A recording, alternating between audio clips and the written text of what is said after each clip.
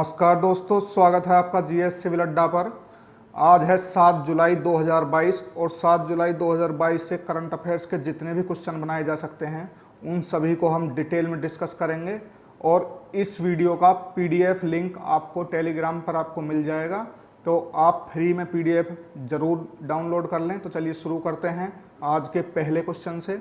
आज का पहला क्वेश्चन है, हाल ही में अकादमिक उत्कृष्टता हेतु लोक प्रशासन में डॉक्टर राजेंद्र प्रसाद स्मृति पुरस्कार की घोषणा किसने की है? ऑप्शन है, option A doctor Jitendra Singh, option B Amit Shah, option C Dharmendra Pradhan, option D Mansukh Mandaviya. तो हाल ही में डॉक्टर राजेंद्र प्रसाद स्मृति पुरस्कार की घोषणा हमारे पृथ्वी विज्ञान मंत्री डॉक्टर जितेंद्र सिंह ने की है। तो इस प्रकार इसका ए ऑप्शन सही हो जाएगा। अब इसकी डिटेल देख लेते हैं। तो भारतीय लोक प्रशासन संस्थान यानी कि IIPA Indian institute of public administration की कार्यकारी परिषद की 320वीं बैठक में इस पुरस्कार की घोषणा की गई है। और वर्तमान में हमारे IIPA के अध्यक्ष कौन हैं? तो वो डॉक्टर जितेंद्र सिंह हैं। इस पुरस्कार की स्थापना भारत के प्रथम राष्ट्रपति एवं भारतीय लोक प्रशासन संस्थान भवन यानी IIPA की आधारशिला रखने वाले डॉक्टर राजेंद्र प्रसाद की स्मृति में की गई है।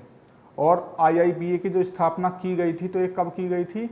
29 मार्च 1954 को सोसाइटी अधिनियम 1860 के तहत इसकी स्थापना की गई थी। इसका उद्देश्य क्या था?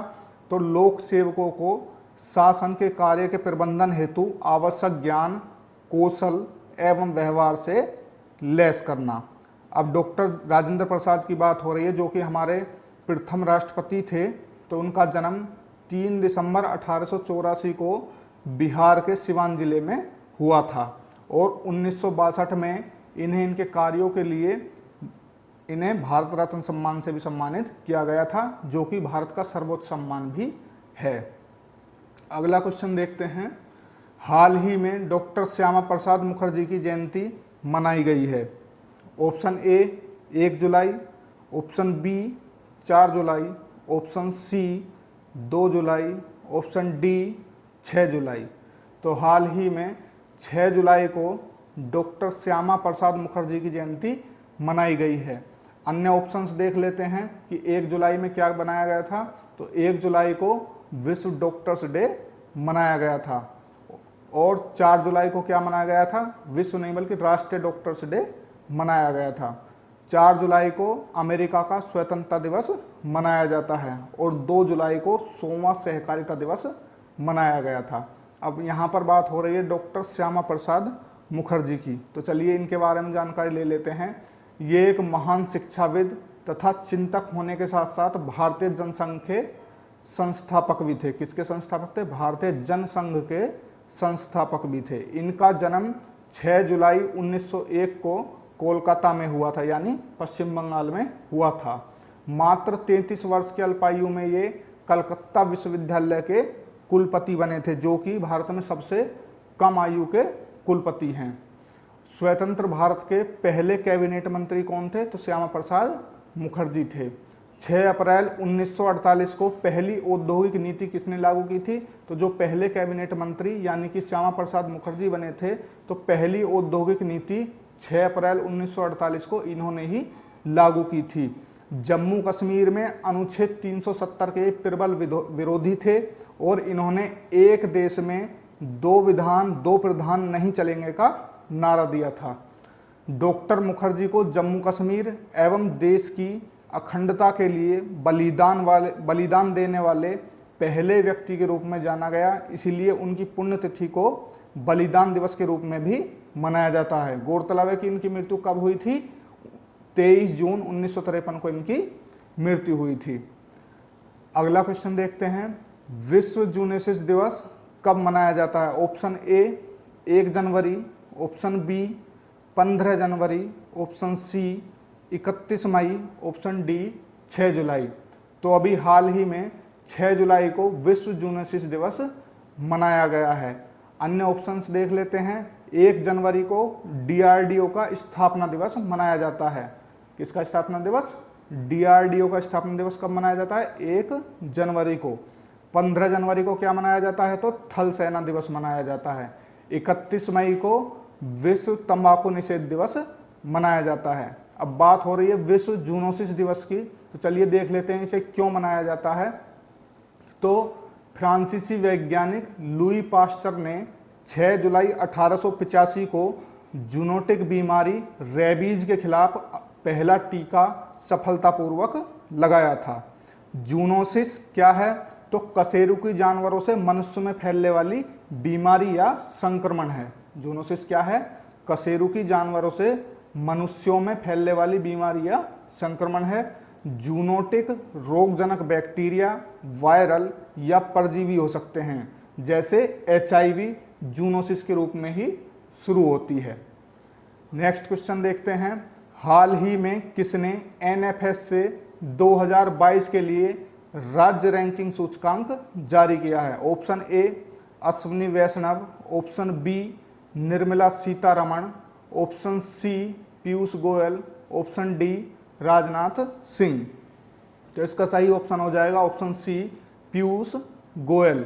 तो हाल ही में हमारे कपड़ा मंत्री, वाणिज्य एवं उद्योग मंत्री, उपभोक्ता मामले एवं खाद्य और सार्वजनिक वितरण मंत्रालय जिनके पास है, पीयूष गोयल ने NFS से यानी कि नेशनल फूड सिक्योरिटी एक्ट 2022 के लिए राज्य रैंकिंग सूचकांक जारी किया है।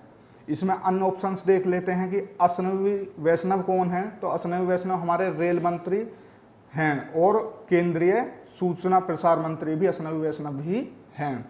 और निर्मला सीतारमण हम वर्तमान में हमारी वित्त मंत्री हैं। और निर्मला सीतारमण के बारे में एक तथ्य और याद रखेंगे कि ये भारत की पहली पूर्णकालिक वित्त मंत्री हैं। और राजनाथ सिंह वर्तमान में हमारे रक्षा मंत्री हैं। इसके बारे में डिटेल देखते हैं। NFS से यानी नेशनल फूड सिक्योरिटी एक्ट ये कब अधिनियमित किया गया था? तो 5 जुलाई 2013 को अधिनियमित किया गया था। और इस सूचकांक को जारी करने का यह पहला संस्करण है जो भारत में खाद्य, पोषण और सुरक्षा सम्मेलन के दौरान जारी किया गया। और यदि राज्यों की रैंकिंग की बात करें तो सामान्य श्रेणी में पहले स्थान पर है ओडिशा, दूसरे पर उत्तर प्रदेश और तीसरे पर आंध्र प्रदेश हैं। और विशेष श्रेणी राज्यों की बात करें तो पहले पर त्रिपुरा, दूसरे पर हिमाचल प्रदेश और तीसरे पर सिक्किम राज्य आते हैं। नेक्स्ट क्वेश्चन देखते हैं। हाल ही में फील्ड्स मेडल 2022 से किसे सम्मानित किया गया है? ऑप्शन ए मेरिना व्याजोवस्का यूक्रेन की हैं जो कि, ह्यूगो डोमिनल कोपिन फ्रांसीसी, ऑप्शन सी है जून हू कोरियाई अमेरिकी, option D James Maynard Britain, option E उपरोक्त सभी।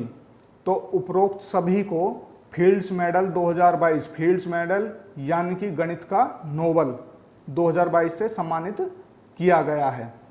ICM द्वारा फील्ड्स मेडल की घोषणा की गई है जो कि गणित का नोबल भी कहा जाता है। इसकी स्थापना 1936 में की गई थी। किसके नाम पर की गई थी? तो कनाडा के एक प्रसिद्ध गणितज्ञ थे JC फील्ड, उनके नाम पर इसकी स्थापना की गई थी। IMU द्वारा प्रत्येक 4 साल पर यह पुरस्कार प्रदान किया जाता है और 40 वर्ष से कम उम्र के गणितज्ञों को ये प्रदान किया जाता है।